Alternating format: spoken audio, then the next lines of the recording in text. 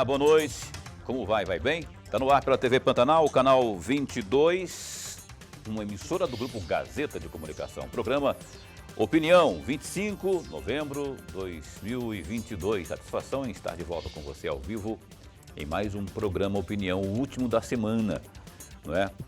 E a gente, então, vai estar hoje falando aí com assuntos muito importantes que nós temos batido na tecla há muito tempo, desde quando este programa estreou há 2 anos e meio atrás.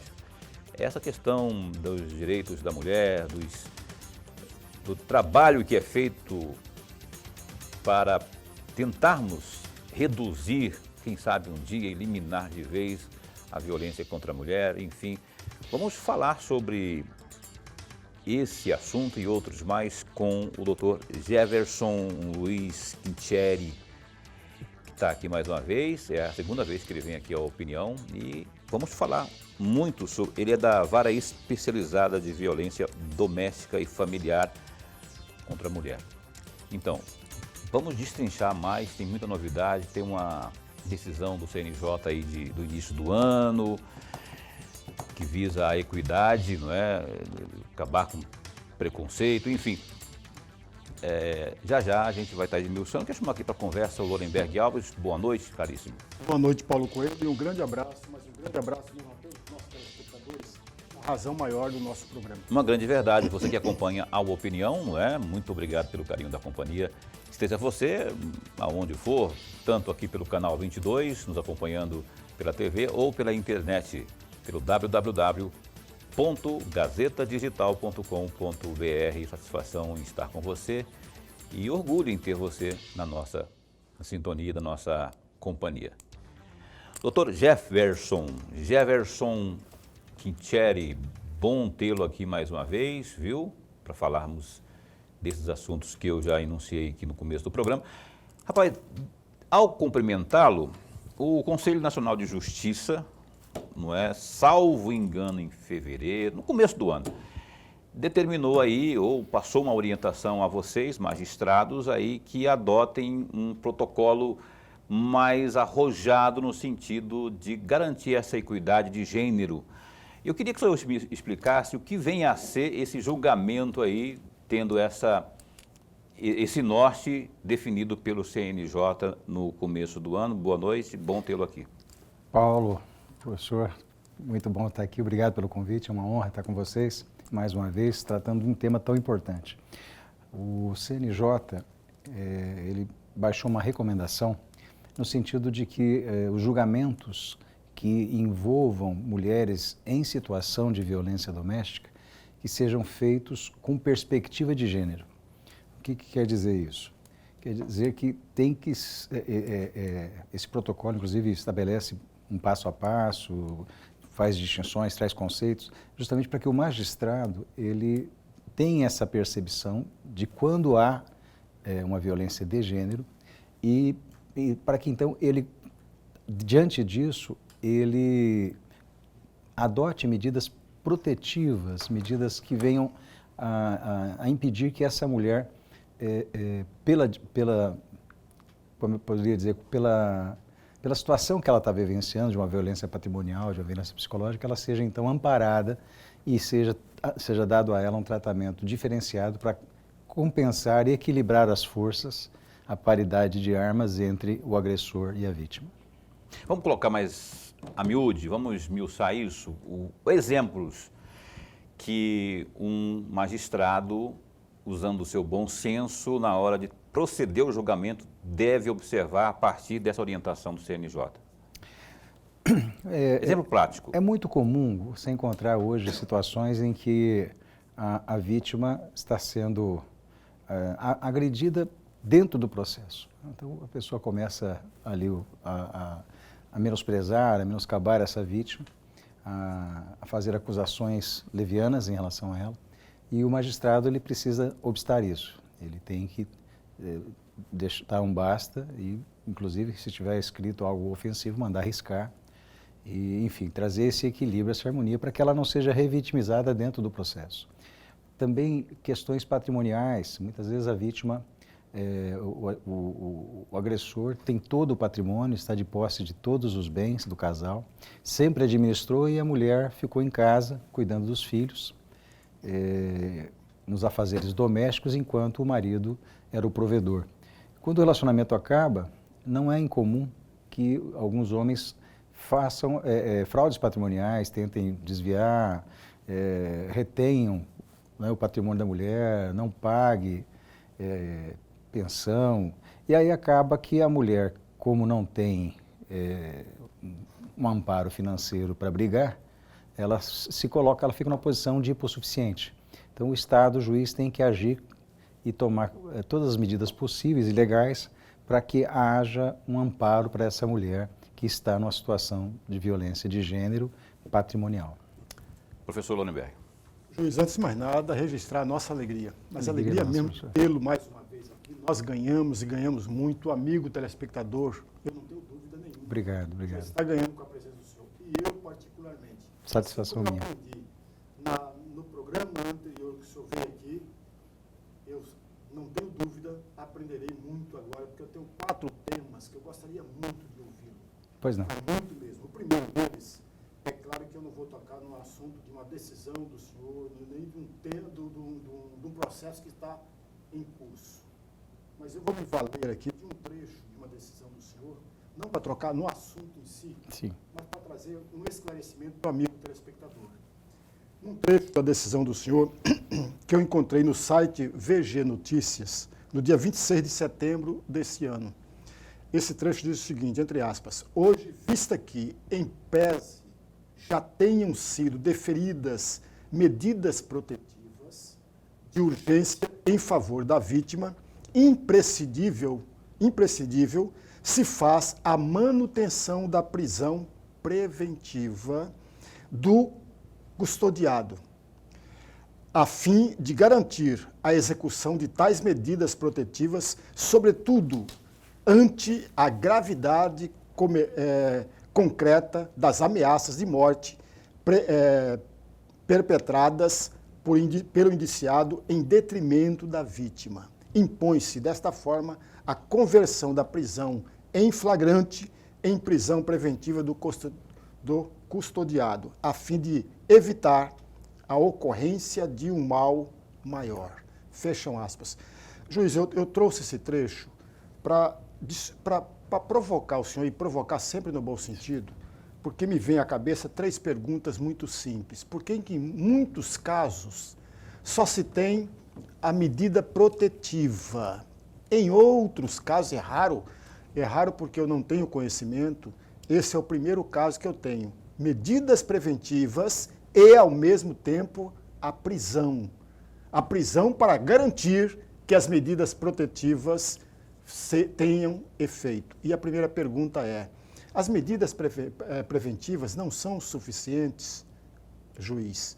E a segunda, se não são suficientes, é necessário que haja prisão preventiva, nesse caso em particular, e aí me vem à cabeça um outro caso que aconteceu em 2020, pelo menos o julgamento que se deu, não vou falar nomes, até porque eu não pretendo fazê-lo, um advogado que agrediu a sua ex-companheira médica, tem até vídeos gravados a respeito disso, no entanto, só foi atendida medidas preventivas. E esse profissional não era a primeira vez que praticava esta violência. Uma outra ex-companheira dele já tinha sofrido e outras 15 mulheres, pelo menos elas denunciaram, de que havia sofrido violência. E aí vem a minha terceira questão, juiz. A prisão preventiva só é adotada em caso esporádico ou não? Porque, por exemplo, no caso do advogado, não foi adotada a prisão preventiva. 15. O cara gostava de bater, hein? 15. E só não falou o nome, mas pelas características aí que ele falou, você sabe quem é, né? Bom, enfim. Respondendo a sua primeira pergunta, a medida protetiva, ela é uma medida cautelar que tem por objetivo colocar a vítima a salvo de agressões. Então, e ela é uma cautelar híbrida. O que quer dizer isso? Quer dizer que ela tem tanto medidas cautelares de cunho civil como medidas cautelares de cunho criminal. Então, de cunho criminal, afastamento, né, não pode se aproximar a uma certa distância, não pode se aproximar de testemunhas, de parentes, enfim. É aquela medida que diz para o cidadão, olha, fique longe, deixe ela em paz. E existem outras medidas de natureza cíveis, como medidas de alimentos, né? Proibição de visitação dos filhos, né? Quando ele representa um risco para os filhos também, enfim. E medidas patrimoniais, como suspensão de procuração, né? De contratos, enfim, para proteger a questão patrimonial da vítima, da mulher vítima de violência patrimonial. A medida protetiva, uma vez concedida, tem a ela a natureza penal, tem ela a natureza civil, se ela vier a ser descumprida, o artigo 313, inciso 3º do Código de Processo Penal, ele diz que é cabível a prisão preventiva para fazer valer essa medida, para assegurar o cumprimento dela. Então, o cidadão não quer cumprir a medida protetiva, está recalcitrante em relação a isso, então cabe um pedido de prisão preventiva, uma vez que ele não está cumprindo a medida. Se a medida está sendo cumprida, ele, né, enfim, não está incomodando mais, não há por que decretar a prisão. Agora, se ele descumpre, antes não havia essa previsão legal, se ele descumprir, cabia a prisão preventiva. Agora, além da prisão preventiva, ele ainda responde por um crime, que é o artigo 24A da Lei Maria da Penha, que considera crime o descumprimento da medida protetiva. Então, a prisão preventiva, ela pode ser decretada sem descumprimento de medida? Pode. A jurisprudência do STJ é no sentido de que quando há um evidente risco para a vida ou para a integridade física dessa vítima, é possível a decretação da prisão preventiva, mesmo que ele não tenha descumprido as medidas protetivas anteriormente fixadas. Independentemente, me perdoe a minha interferência, Verdade. Independentemente do cumprimento ou não da medida preventiva, é isso? Sim, se houver um risco para a vida ou para a integridade física dessa vítima, iminente, é possível que seja pedida, representada pela autoridade policial ou um requerimento do Ministério Público da prisão preventiva desse cidadão, para que então ela seja posta em segurança. Então é possível sim. De regra, acaba se fazendo isso por descumprimento da medida. Entendi. Mas em situações extremas, onde você percebe que a pessoa está ensandecida, que tem arma, ou que, enfim, já é criminoso, uma extensa ficha criminal, sobretudo de reincidência na própria violência doméstica com outras mulheres, já cometeu um feminicídio, e ele está ameaçando matar essa mulher. Então, uma situação dessa, você acaba tendo que atuar para proteger essa mulher, mesmo que ele não tenha descumprido a medida protetiva. A jurisprudência do STJ autoriza.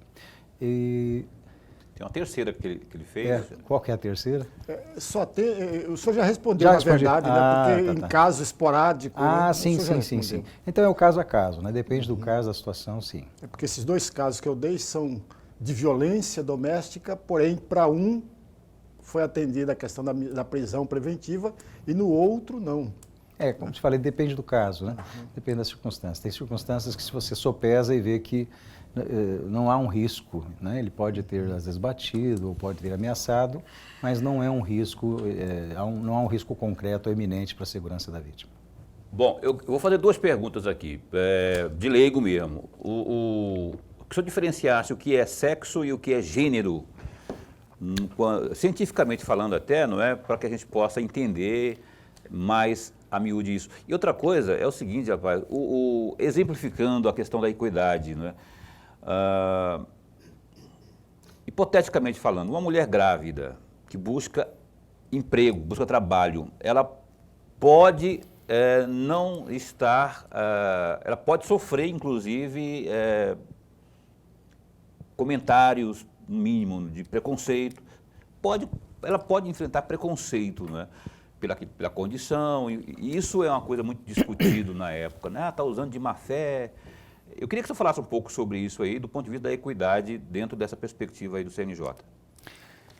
Bem, Você entendeu o que eu quis dizer, né? Acho que sim. Acho que sim. Se o senhor não entendeu, o senhor me volta para mim que eu vou tentar melhorar um pouco mais. Eu tenho observado essa questão dessa dificuldade, muita gente chama de má fé, a mulher grávida procurando emprego, e aí tem essa perspectiva aí da equidade, não é? Eu queria que o senhor falasse, eu acho Tá, vamos ver, se eu entendi corretamente, eu vou, se não você me corrija, eu reformulo. Mas a primeira pergunta, a primeira questão, sexo e gênero.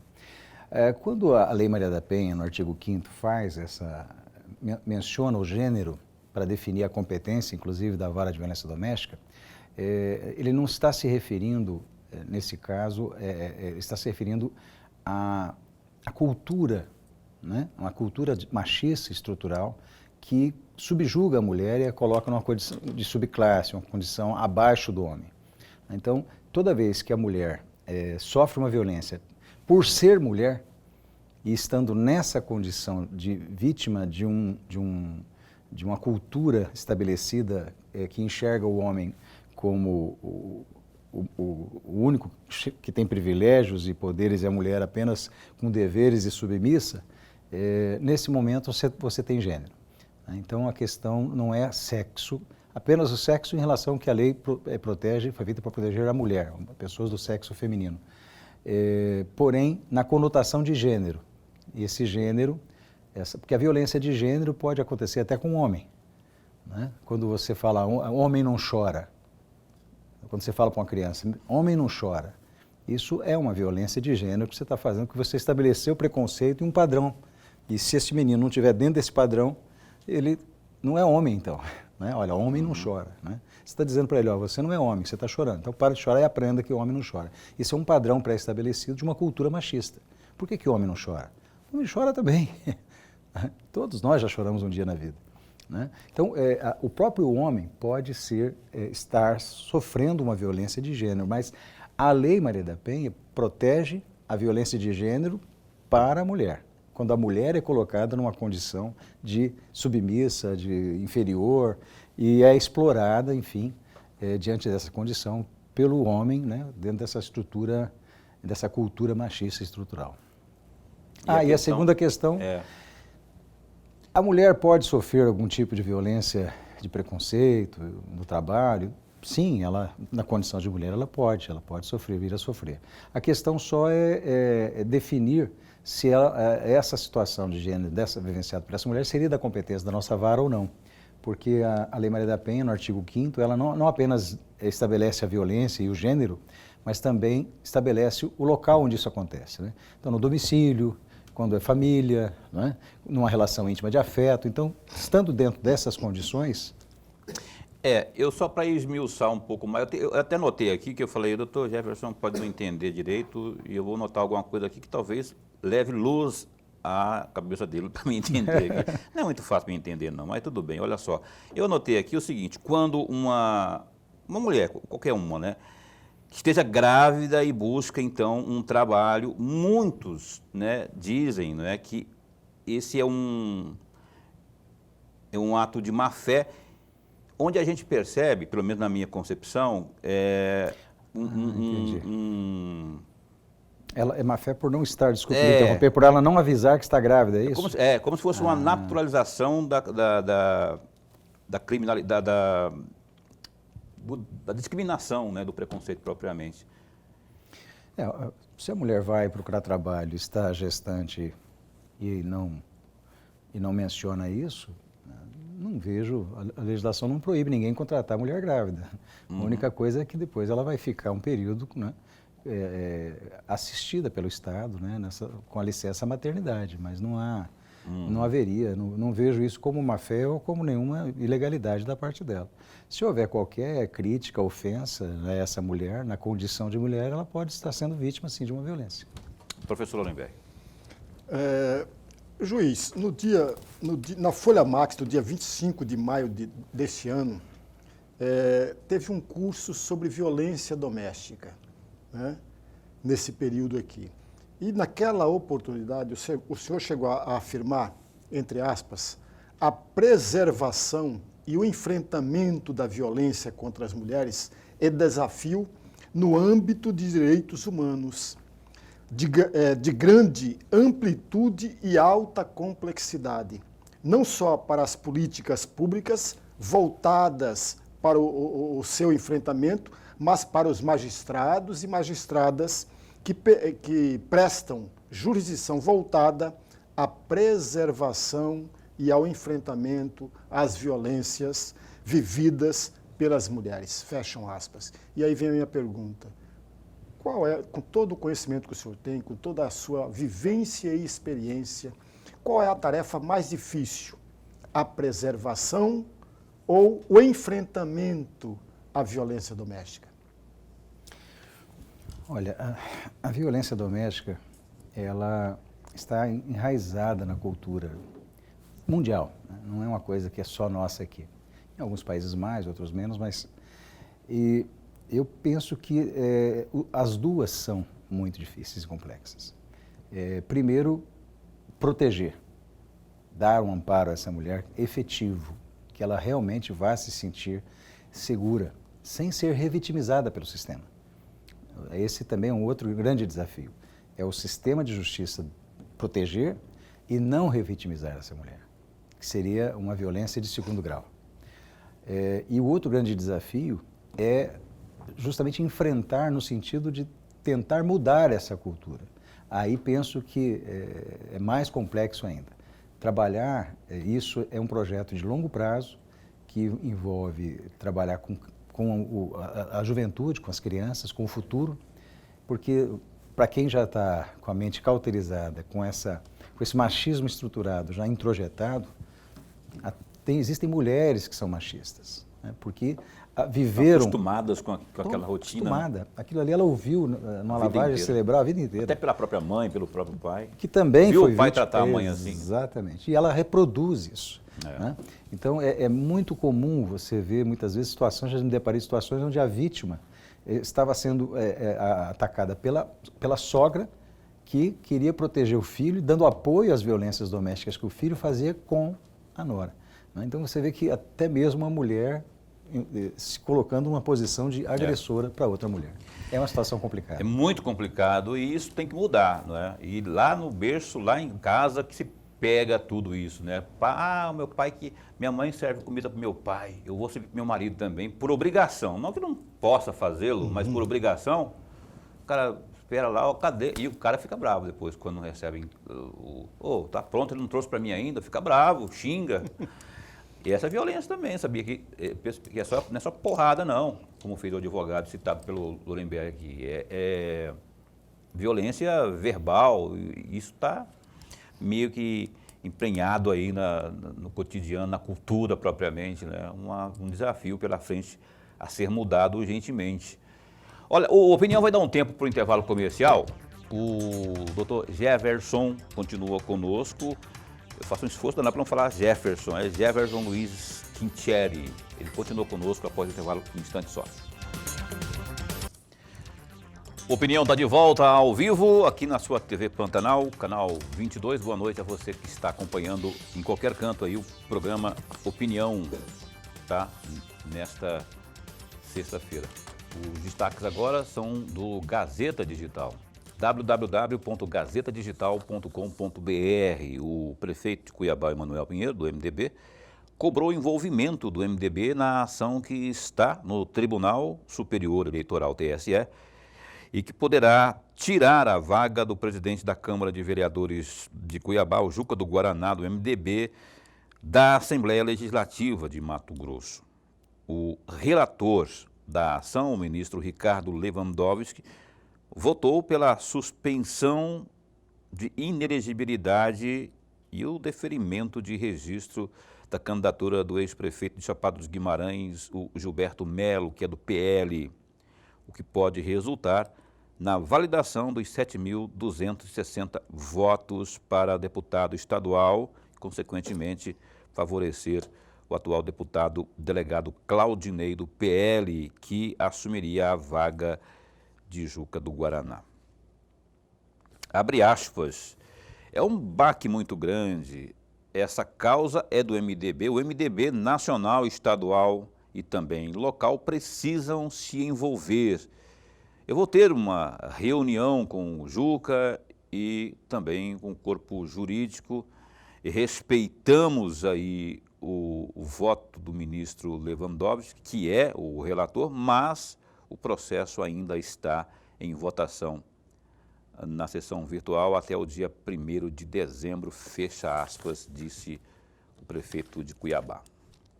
Olha, o ministro Alexandre de Moraes, presidente do Tribunal Superior Eleitoral TSE, determinou o desbloqueio dos valores do fundo partidário destinados ao Republicanos e também ao PP. Na decisão, o magistrado destaca que os partidos informaram à Corte que reconhecem o resultado das eleições. Na ação, ambas as siglas destacaram ainda que não participaram e não concordam com o relatório do PL sobre as urnas. De acordo com Moraes, a liberação dos valores que estavam bloqueados deve ocorrer de maneira imediata. Abre aspas. Ambos os partidos, o Progressistas e também o Republicanos, afirmaram expressamente que reconhecem publicamente por seus dirigentes a vitória da coligação Brasil da Esperança nas urnas, conforme declarações publicadas na imprensa e que, em momento algum, questionaram a integridade das urnas eletrônicas, diferentemente do que foi apresentado única e exclusivamente pelo Partido Liberal, fecha aspas, destaca um trecho da decisão do ministro. Tem mais? Eu não sei se tem mais. Acabou, né? Acabou. E aí, Lorenberg? Dois o fundo partidário eleitoral tiveram liberado. Agora o PL... É justo isso? Eu fico pensando aqui, não pode questionar as coisas mais, que já bloqueia as coisas. Eu fico pensando assim, o critério propriamente, eu respeito, a gente tem que respeitar toda a decisão judicial. Mas esse critério aqui de não concordar, porque não concorda, vai e bloqueia, é assim que funciona? Eu queria que você comentasse isso. Mas muito rapidamente, Paulo e amigo telespectador, veja, o amigo telespectador provavelmente deve encontrar ainda, tem no site da UOL, uma longa entrevista com o engenheiro Rocha, eu esqueci o primeiro nome dele, que é engenheiro eletrônico e presidente do Instituto Voto Legal, instituto que foi contratado pelo PL. E tem um trecho dessa entrevista que é muito importante. Ele diz lá, em nenhum momento eu falei de voto. O meu papel, o papel do Instituto era um só, para ver se a urna funcionava direito. Esse é o papel dele, está lá na entrevista que ele deu ao UOL. Esse é um ponto. O segundo ponto, que é bom a gente também registrar, veja, o PL trouxe um relatório, não apresentou prova alguma e pediu a anulação de 59% das urnas. 59%. E ele foi mais além. Dizia que com essa anulação de 59%, o presidente Jair Bolsonaro venceria as eleições com 1.059 votos. Pois bem, quando chegou nas mãos do ministro, presidente do Tribunal Superior Eleitoral, ele falou assim, olha, está faltando dados do primeiro turno. Não é apenas o segundo turno, porque as mesmas urnas utilizadas no segundo foram as mesmas do primeiro turno. E deu 24 horas, agiu corretamente aí, deu 24 horas para o PL acrescentar o primeiro turno. É claro e evidente que até eu, que sou bobo, sei com muita tranquilidade que o PL jamais iria acrescentar o primeiro turno, porque é muito claro, o PL elegeu 99 deputados federais e 8 senadores e mais governadores. Ele não vai querer mexer com as urnas do primeiro turno, porque ia cair a questão do fundo partidário. E quem domina e controla o fundo partidário é o presidente, o dono do partido, que é o Valdemar da Costa Neto. Segundo ponto, ou terceiro ponto, para concluir o presidente do PL não acrescentou o primeiro turno. Claro, cabe o presidente do tribunal simplesmente dizer que a petição não tem sustentação, e não tem mesmo, embasamento, e não tem mesmo fundamentação nenhuma. E no entendimento do Tribunal Superior Eleitoral, foi utilizada as palavras do ministro, má-fé. Por conta disso... Litigância de má-fé. Por conta disso, a multa. Eu até um momento anterior, eu tinha dúvida com relação a essa multa. Depois eu comecei a conversar com alguns amigos, eles disseram, não, nesse caso pode se aplicar a multa. Para os 3 partidos, nesse caso em particular, os 2 partidos não participaram do relatório e pediram para tirar o nome dele fora. E eles foram permitido isso. Ficou só o PL. É uma multa pequena, amigos. 22.980.000 reais, que já foi bloqueado no fundo partidário. Pois é, o detalhe é o seguinte, o PL realmente não apresentou prova nenhuma não, e nem era esse o objetivo. A gente tem que entender as coisas no contexto amplo, na minha avaliação. Não houve o apontamento de provas, que houve fraude ou coisa do tipo. Apontou-se inconsistências sobre a ótica técnica, da avaliação técnica do PL, não é? Isso foi colocado lá, e o fator aí, que aquele apontado lá atrás pelo relatório das próprias Forças Armadas, do Ministério da Defesa, que era o mesmo que o PL sofreu para tentar achar mais luz às informações, ou seja, quando não se foi fornecido o chamado código-fonte. Mas no relatório do PL, desculpe, Paulo, não tem nada disso. Não tem, porque ele não pôde avançar porque não tinha realmente as informações que poderiam ser oferecidas pela análise do código-fonte, ou de um lado ou de outro, mas que ele, na minha avaliação, assim, o ministro Alexandre poderia muito bem fornecer, se não tem nada de errado, fornece e pronto, já acaba com essa ladainha de uma vez, porque ninguém aguenta mais falar disso. Agora, o que eu questionei para você, Lorenberg, já vou encerrar o assunto, porque a gente tem que continuar a entrevista, é o ministro se basear por declarações expressas da imprensa. O que eu acho que poderia ser o certo era o próprio Republicanos, o PP, expressamente direcionar, doutor, eu não tenho nada com isso não concordo. Eles entraram, Paulo. Não, mas aqui está dizendo que se baseou por informações da justiça. Eles entraram com pedido no Tribunal Superior Eleitoral, porque eles tiveram também o bloqueio. Tanto os 2 outros partidos e o PL sofreram o bloqueio. E para evitar o bloqueio, os 2 partidos entraram com recurso no Tribunal Superior Eleitoral. Não foi através da imprensa, não.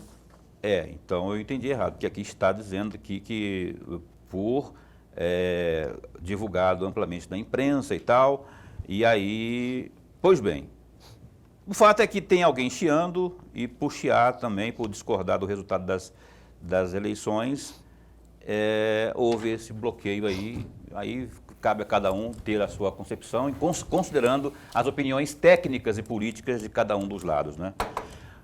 Voltemos aqui para a nossa entrevista desta noite. Nós temos aqui ao nosso lado, que está só olhando aqui, entrevistado é ele, fica aqui vendo 2 falando aqui de coisa de política. Não vou passar essa batata para ele não, porque ele é juiz, então a gente não quer comprometer ninguém aqui não. Lorenberg, por favor, abra este bloco de perguntas aqui ao nosso caríssimo doutor Jefferson.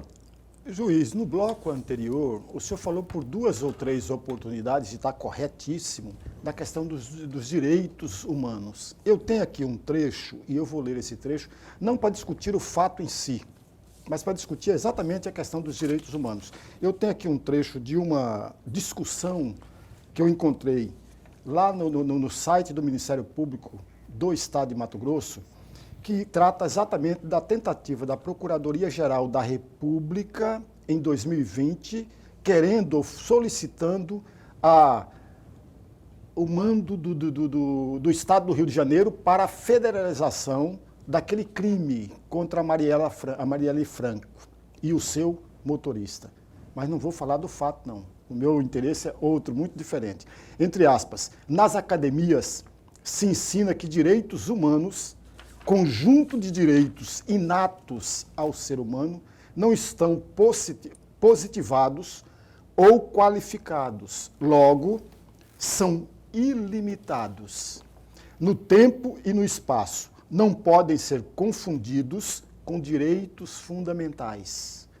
Estes jurídico positivados, limitados no território e no tempo, em decorrência de seu reconhecimento formal, para dar ensejo ao deslocamento da competência, qual violação deve ser constatada aos direitos humanos ou dos fundamentais. Os direitos fundamentais. É uma pergunta. A doutrina vem ditando que a melhor solução, tendo em conta a concordância prática dos preceitos constitucionais e de que o deslocamento deve ser aplicado aos direitos humanos e não apenas aos direitos fundamentais reconhecidos no texto constitucional. E aí eu gostaria muito, aproveitando a sua sabedoria, o seu conhecimento, o senhor poderia comentar muito rapidamente a questão, o que é direitos humanos, basicamente, e direitos constitucionais, e eu estou me referindo exatamente ao artigo 5º da Constituição. Por que não pode usar um, ou pode usar o outro, ou pode usar, além de um, o outro também? Eu queria que, já que ele falou rapidamente, eu queria que esse rapidamente aí, não vai quebrar tudo aqui também não, Rebeca. Esse rapidamente aí, que não, seja de 1 minuto e meio para a gente ir para o intervalo comercial, se eu conseguir, senão a gente continua depois no próximo bloco a explanação. Pode ser no próximo bloco, não tem problema. Pode, ele viu que a resposta você vai lembrar, né? E aí qualquer coisa ele repete, mas de forma reduzida, essa pergunta importante que o Lorenberg fez. Vamos para o intervalo comercial então, porque senão fica pela metade o comentário aqui, a resposta do Dr. Jefferson, não é? E eu também estou curioso para saber. A gente vai para o intervalo comercial e volta num instante só. Pois bem, cá estamos de volta ao vivo nesta noite aqui de sexta-feira, 25. Entrevista aqui com o Dr. Jefferson Quintieri.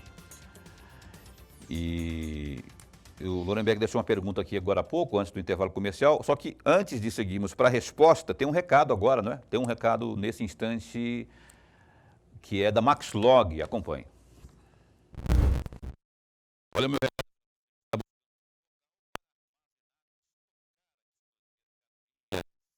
Eu apresento a você a Maxlog. Uma empresa que está no mercado há 10 anos, possui uma infraestrutura completa e segurança.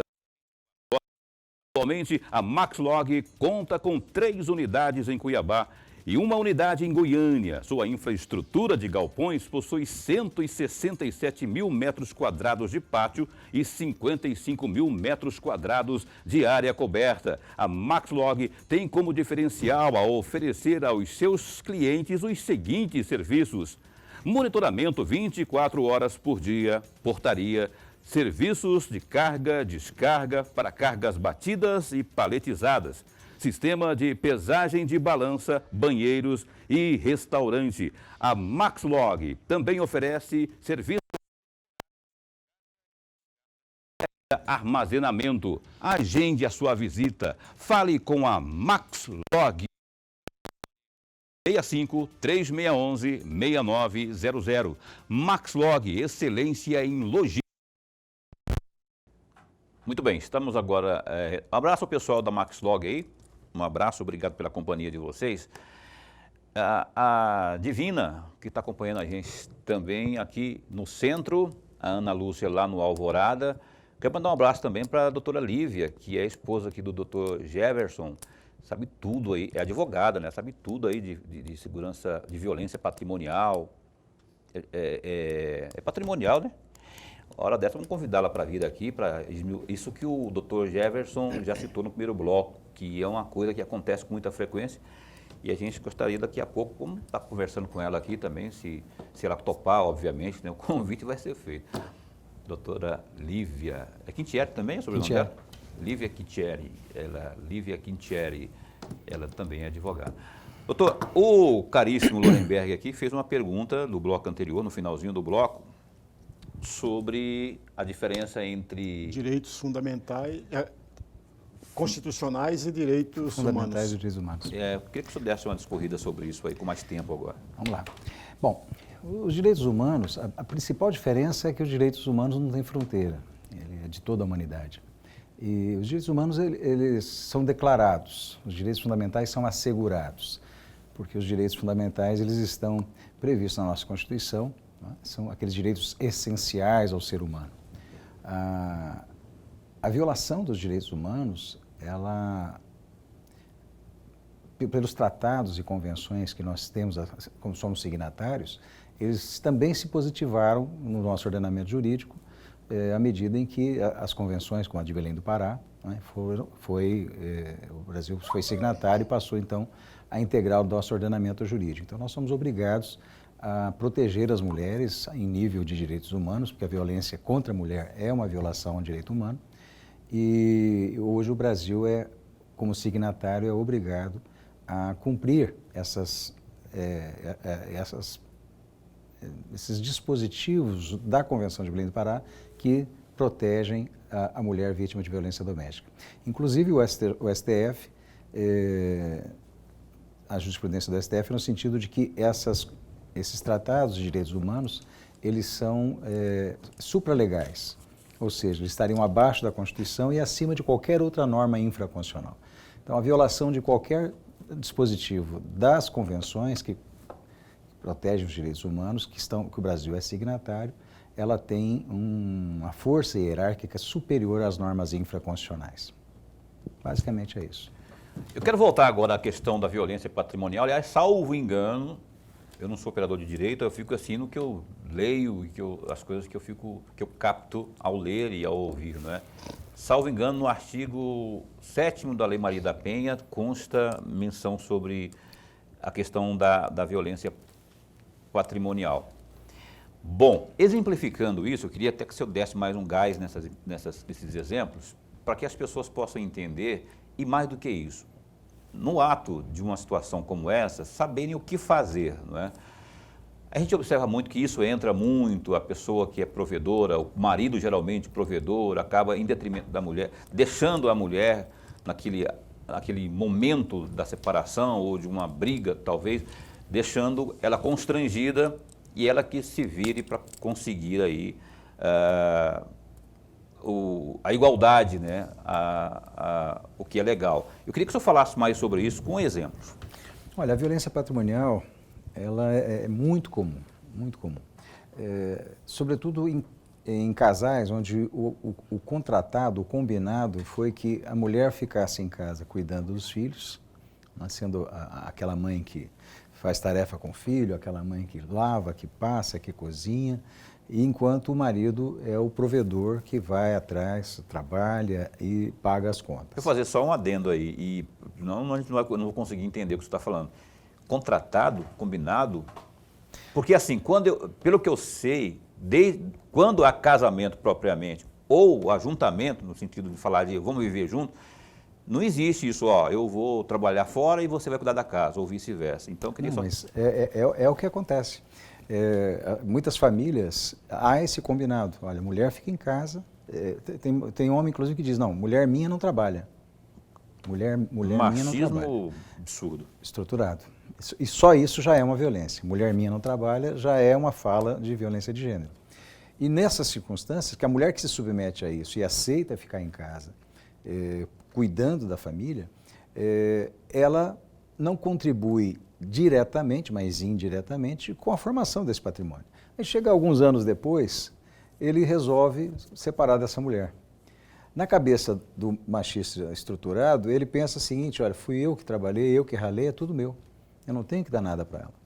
E aí forma-se essa convicção e esse homem começa a agir no sentido justamente de achar que é injusto. E muitas outras pessoas observam, né, e que tem isso enraizado, introjetado, essa mensagem, né, machista estruturante, faz com que muitos apoiem e digam, não, é dele mesmo, ele que trabalhou, ele que ralou, levantava às 6 horas da manhã. Absurdo. Mas não é assim, né? Não é assim. Ela tem direito à metade, né? Existe a questão dos regimes de bem, né? Então, os direitos dela têm que ser garantidos e assegurados.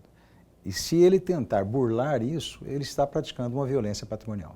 Qualquer tipo de lesão aos direitos patrimoniais que essa mulher tenha, configura uma violência patrimonial.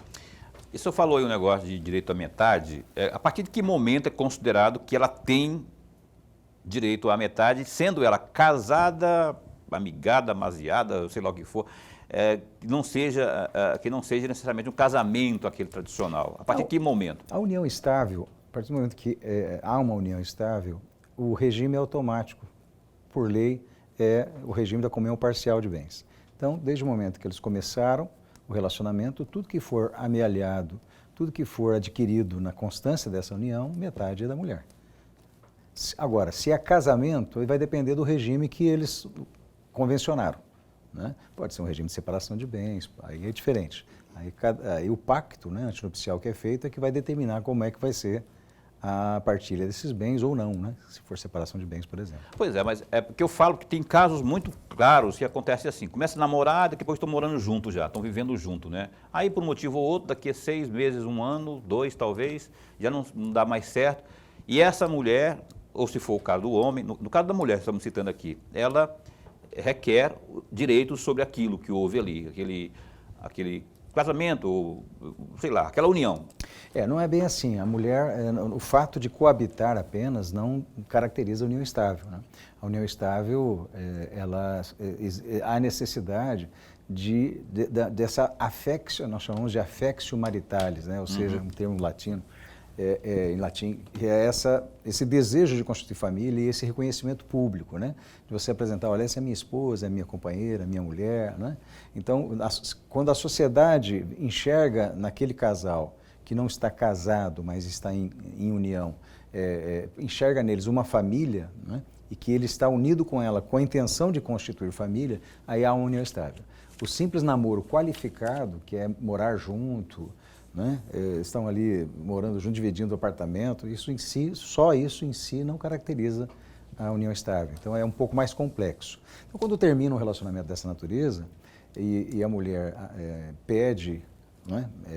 Enfim, partilha de bens, coisas dessa natureza, primeiro tem que ser reconhecida, né, essa união estável. Então o processo vai ser de união, a declaração da união estável com partilha de bens, que não é mais da competência da nossa vara em relação à partilha de bens, porque agora a Lei Maria da Penha não pode mais atuar na partilha de bens. Aí fica para a vara de família. Tá. Lorenberg, aliás, antes de passar para o Lorenberg aqui, o que eu perguntei no começo lá do protocolo do CNJ, esse julgamento com perspectiva de gênero. É uma agenda é um componente da Agenda 2030, né? Da ONU. É fundamental que nós juízes nos atentemos para esse julgamento com perspectiva de gênero, não só porque é uma recomendação no CNJ, mas também porque a depender de se gerar na mulher uma lesão psicológica, né? Uma violência psicológica em decorrência de algum problema que ela tenha nesse processo, pode vir a caracterizar uma violência institucional. Então tem que ser muito bem observado isso e essa recomendação tem que ser seguida à risca. Pois é, mas compõe a meta 2030, a Agenda 2030, não tem uma programação da ONU que para chegar lá com essa agenda cumprida, no sentido de eliminar as agressões, o preconceito? É uma recomendação, faz parte, se a memória não me falha, faz parte da agenda. Eu li alguma coisa nesse sentido aí, que a ONU está envolvida nisso, existe essa Agenda 2030, da qual consta essa questão que o senhor falou aí. Dentre outras, a sustentabilidade também. Exatamente. Lorenberg. Voltando para a questão anterior que o Paulo fez, e o senhor respondeu a questão de estar casado e a união estável não depende do tempo vivido. É a pergunta, eu não estou afirmando. Não depende do tempo vivido, mas do reconhecimento dos setores da sociedade a respeito desse ajuntamento. Eu vou repetir aqui a palavra que o Paulo usou, desse ajuntamento. Sim. As pessoas que estão juntas, que estão morando junto, não havendo reconhecimento, é uma pergunta também, é um reconhecimento da sociedade, não configurou na união estável é isso em Minas Gerais ou não? Sim, o tempo, a lei, o Código Civil diz que é uma relação duradoura, né? Ou seja, há um relacionamento e publicamente reconhecido, mas reconhecido como intenção de constituir família, como família, mas não como mero namoro, porque você pode namorar 10, 15, 20 anos, até viver junto, mas estamos namorando. Não é minha mulher, ela não é minha dependente em nada, não pago, ela paga as contas dela, eu pago a minha. Enfim, nós temos uma relação amorosa, vivemos no mesmo teto, mas não temos filho, não queremos ter filho, enfim, não apresento como minha mulher, em nenhum momento eu digo que ela é minha esposa, é minha namorada. Então não caracteriza a união estável.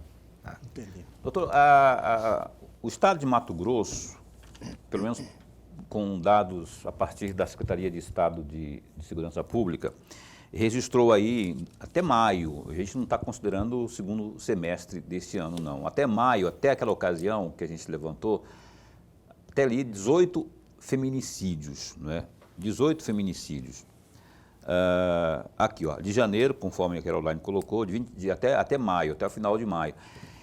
O que eu quero saber do senhor é o seguinte, nós temos aqui, de forma muito direta e prática, aberto espaço para que as pessoas ligadas à causa, não é, sejam juízes, delegados, policiais civis ou militares, possam vir aqui falar, trazer orientações às pessoas que estejam assistindo, para que eles possam, a gente possa conjuntamente chatar esses números aí. Eu queria que o senhor deixasse uma mensagem aqui de 2 minutos, para as pessoas que estejam assistindo, não é, que medidas tomarem, tanto para prevenir ou, no caso que estiver acontecendo, para tomar providências. A primeira coisa é entender o que é ciclo de violência. Se ela entender o que é um ciclo de violência, eu recomendo a mulher que não sabe, no Google você vai encontrar, na internet você vai encontrar em vídeos explicando o que é o ciclo da violência. Se você estiver inserido no ciclo da violência, a cada vez que o ciclo se completa, a violência aumenta. Então, a depender do momento que ela está no ciclo da violência, o próximo ato de violência pode ser a morte. Pode ser um que ceife a vida dessa mulher. Então, é muito importante a mulher estar atenta que se há uma recorrência de violência na sua vida e que está só aumentando, depois ele se arrepende, fala que vai largar de beber, fala que vai mudar, vai com você para a igreja e depois volta a fazer, você está inserida num ciclo de violência. E há uma grande tendência de que isso só vai aumentar e que em dado momento pode até resultar em morte. Então esse é o grande problema, ficar atento a isso. Se o seu relacionamento tem essa característica de um ciclo de violência contínua, ou seja, começa... agressões verbais. Depois começam agressões verbais, e depois migra para ameaça, depois migra para uma lesão e às vezes termina em um homicídio. Então cada vez vai agravando, ele pede desculpa, entra naquela fase de romance, né, leva para jantar, meu bem, meu amor, né, e aí a mulher perdoa, volta, fica bom uns dias, uns tempos, daí a pouco começa de novo a violência e depois perde perdão de novo, a mulher perdoa e nessa de bate a sopra, uma hora ele pode matar. Entre tapas e beijos. Entre tapas e beijos. E depois porrada e quem sabe até um tiro. Então evite, se você souber de alguma coisa, denuncie. Doutor, obrigado por ter vindo aqui, esse espaço continua sempre a postos para bem informar. Obrigado, eu que agradeço. Um abraço também para a digníssima esposa lá, a doutora Lívia. Será dado. Lorenberg, segunda-feira a gente se encontra. Até segunda-feira. Ao vivo aqui com opinião às 7h30 da noite. Não perca, a gente espera com muito mais informações, entrevista ao vivo na segunda-feira, 28, aqui na sua TV Pantanal, canal 22, uma emissora do Grupo Gazeta de Comunicação. Até lá, fica bem, fica com Deus também.